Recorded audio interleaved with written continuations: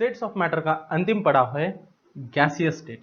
Gaseous हवा रूप, जिसमें जो मैटर है वो हमें हवा के रूप में महसूस करना पड़ता है। बहुत सारे गैसेस है अपने इर्द गिर्द, जैसे कि ऑक्सीजन है जिससे हम सांस लेते हैं, कार्बन डाइऑक्साइड है, नाइट्रोजन है जिससे प्लांट को मदद होती है, पौधों को मदद होती है न्यूट्रिएंट्स बनाने में। चलो तो देखते हैं ऐसे पैरामीटर्स, ऐसे निकष जिसकी मदद से जो भी कौन सा मैटर है वो गैस है या नहीं, ये हम अनुमान लगा पाएंगे। पहला आता है पैरामीटर फिक्स्ड शेप। मैंने पहले कहा कि गौर करो फिक्स्ड इस वर्ड पे। क्या जो गैस है, गैस को फिक्स्ड शेप रहता है क्या? चलो ये पेन है, इस पेन को जो शेप है क्या वो फिक्स्ड है? बिल्कुल ये फिक्स्ड है। क्या इसका शेप चेंज हो रहा है? जैसे कि ये सिलिंड्रिकल टाइप का है तो इसका शेप चेंज हो रहा है। लिक्विड की बात करते हैं। लिक्विड हम जिस वेसल में डाले, जिस बर्तन में डाले या जिस पॉट में डाले, चलो बॉटल में डाले, ग्लास में डाले, बिल्कुल वैसे ही आकार लेता है। ठीक है, तो क्या उसे भी फिक्स शेप रहता है क्या? नहीं। और रही बात गैस की, गैस को तो आप देख भी नहीं पा रहे हो। जो चीज आपको दिखती नहीं तब उसकी आप शेप किस तरह से बता पाओगे? तो फिक्स्ड शेप गैस की नहीं रहती है। आगे बढ़ते हैं फिक्स्ड वॉल्यूम की ओर। देखो भले सॉलिड हो, लिक्विड हो या फिर गैस हो, ये जो तीनों पार्टिकल्स है मैटर के, इनमें वॉल्यूम जरूर होता है, लेकिन क्या वो फिक्स्ड वॉल्यूम रहता है क्या? जैसे कि सॉलिड में भी फिक्स्ड वॉल्यूम रहता है, लिक्विड में भी वॉल्यूम फिक्स्ड रहता है, लेकिन क्या गैस में फिक्स्ड वॉल्यूम रहता है? गैस में वॉल्यूम जरूर होता है लेकिन वो फिक्स्ड वॉल्यूम नहीं रहता है जैसे कि सॉलिड में रहता है।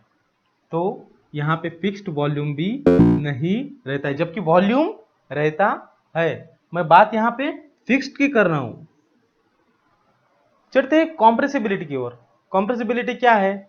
खुद को कॉम्प्रेस करवा के लेने की एबिलिटी कौन से भी मटेरियल की, जैसे रबर, जैसे ढक्कन। ये ढक्कन है, कॉम्प्रेस हो रहा है, लेकिन इसकी भी एक लिमिट है कॉम्प्रेस करके लेने की।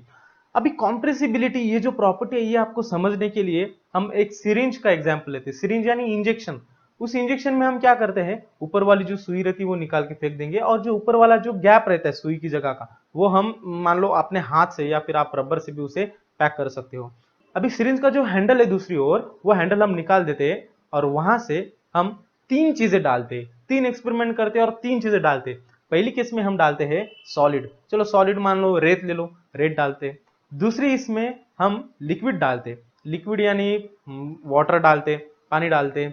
और तीसरी केस में हम कुछ भी नहीं डालते बल्कि सिर्फ हवा भरते हैं। हवा भरना मतलब कुछ भी नहीं डालना, वो हवा बिल्कुल अपने आप उसमें रहती है। अभी फिर उसके बाद वो जो हैंडल रहता है, वो हैंडल हम फिर से वहां पे लगा के वहां से फोर्स अप्लाई करेंगे, प्रेशर अप्लाई करेंगे। ठीक है, तो पहली केस में अगर आप गौर कर रहे हो वीडियो में, तो पहली केस में जहां पे मैंने रेत डाला है वो एक लिमिट तक कॉम्प्रेस हो रही है, उसके आगे मैं कितना भी फोर्स लगाऊं वो जो रेत है वो कॉम्प्रेस नहीं हो रही है, वो नहीं दब रही है।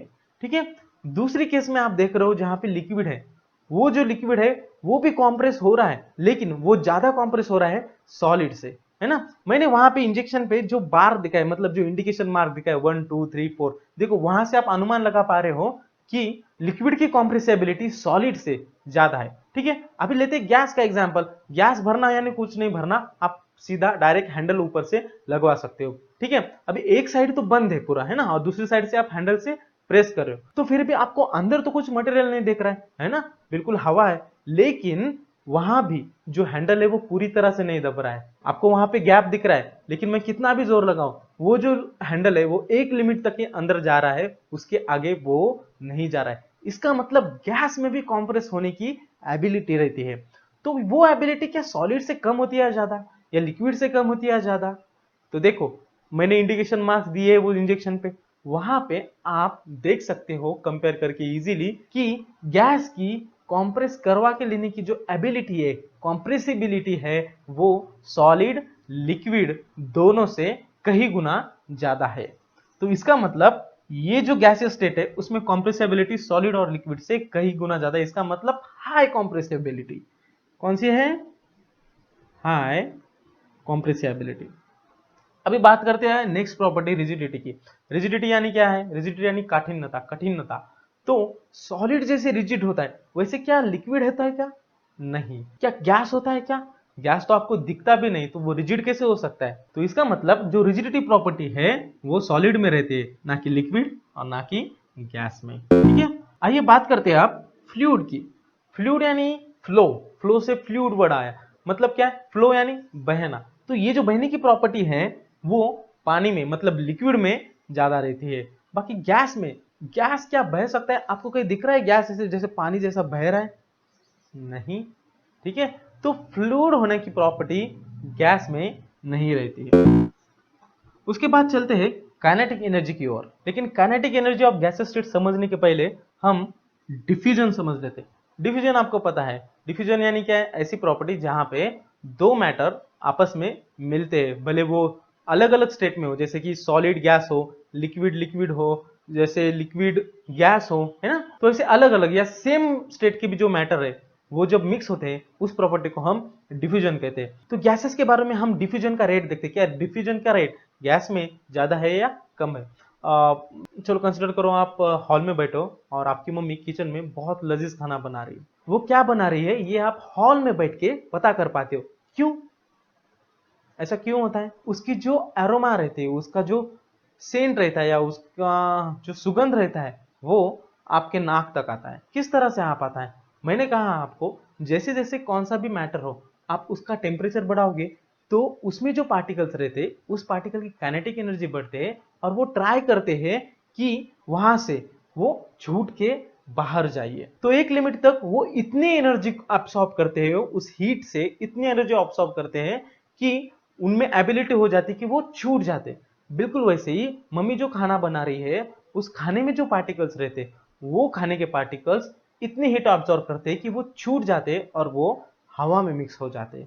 और हवा में मिक्स होने के बाद जो गैस रहता है हवा में और दूसरी तरफ जो पार्टिकल्स रहते हैं ये इंटरमिक्स हो जाते हैं और उसकी मदद से वो किचन से लेके आपके हॉल तक आते हैं और आपकी नाक वो जो एरोमा है उसे सूंघ पाती है और इससे आप पता कर पाओगे कि खाना क्या बन रहा है। भले वो बिरयानी बन रही है या फिर राइस बन रहा है या दाल बन रहा है या रोटी बन रही है। मेरे मुंह में तो पानी आ रहा है। दूसरा एग्जांपल मैंने पहले अगरबत्ती का दिया था। अगरबत्ती अगर आप किसी डिस्टेंस पे रखोगे तो आपको उतनी स्मेल नहीं आएगी जितनी आप उसे जलाकर किसी डिस्टेंस में रखोगे। तो अगरबत्ती में जो पार्टिकल्स रहते हैं वो इतनी हीट एब्जॉर्ब करते हैं कि वहां से छूट के वो हवा के माध्यम से आपके नाक तक आते हैं। तो डिफ्यूजन का रेट याद रखो, सॉलिड और लिक्विड से कई गुना ज्यादा गैसियस स्टेट में रहता है। जैसे कि कॉम्प्रेसिबिलिटी जी की प्रॉपर्टी है वो भी गैसियस स्टेट में ज्यादा रहती है। ठीक है, तो kinetic energy of gaseous state आप बिल्कुल बता पाओगे डिफ्यूजन से। अगर डिफ्यूजन का रेट ज्यादा है तो काइनेटिक एनर्जी का रेट भी गैसियस स्टेट में ज्यादा है। तो इससे यह तो तय हुआ कि काइनेटिक एनर्जी ये गैसियस स्टेट में सबसे ज्यादा रहती है पार्टिकल्स की। तो ऐसे गैस का इस्तेमाल हम वो गैस को कॉम्प्रेस करके करते हैं। ऐसे कौन कौन से एग्जाम्पल है? जैसे कि पहला एलपीजी। आपके घर में जो भी खाना बनता है वहां पे एक सिलेंडर रहता है ना? सिलेंडर के इस्तेमाल, सिलेंडर की मदद से ही आप खाना बना पाते हो। तो वो जो सिलेंडर है उसमें कौन सा गैस रहता है? उस कुकिंग गैस को हम कहते हैं लिक्विफाइड पेट्रोलियम गैस, एलपीजी। ठीक है, दूसरा एक है सीएनजी। ऐसे बहुत सारे व्हीकल्स है, फोर व्हीलर्स है जिसमें हम गैस का इस्तेमाल करते हैं एज ए फ्यूल। पेट्रोल और डीजल की जगह हम गैस का इस्तेमाल करते हैं। तो उस व्हीकल में हम कौन सी गैस भरते हैं? तो उस गैस का नाम है कॉम्प्रेस्ड नेचुरल गैस, जिसे हम कहते हैं सीएनजी। बहुत सारे ऐसे स्विमर्स रहते हैं, साइंटिस्ट रहते हैं जो समुद्र में बहुत नीचे जाके खोज करते हैं। तो वहां पे जब आप समुद्र के बहुत नीचे जाओगे तब आपको ऑक्सीजन की आवश्यकता लगे। तो उस समय उनके पीछे एक सिलेंडर रहता है, उस सिलेंडर में ऑक्सीजन भरा हुआ रहता है और उस ऑक्सीजन की मदद से वो सांस ले पाते हैं। और जबकि हॉस्पिटल में भी जो मरीज रहते हैं अगर उन्हें सांस लेने में दिक्कत हो रही है तो हम उन्हें एक सिलेंडर की मदद से ऑक्सीजन प्रोवाइड करते हैं। तो ये हुआ ऑक्सीजन सिलेंडर।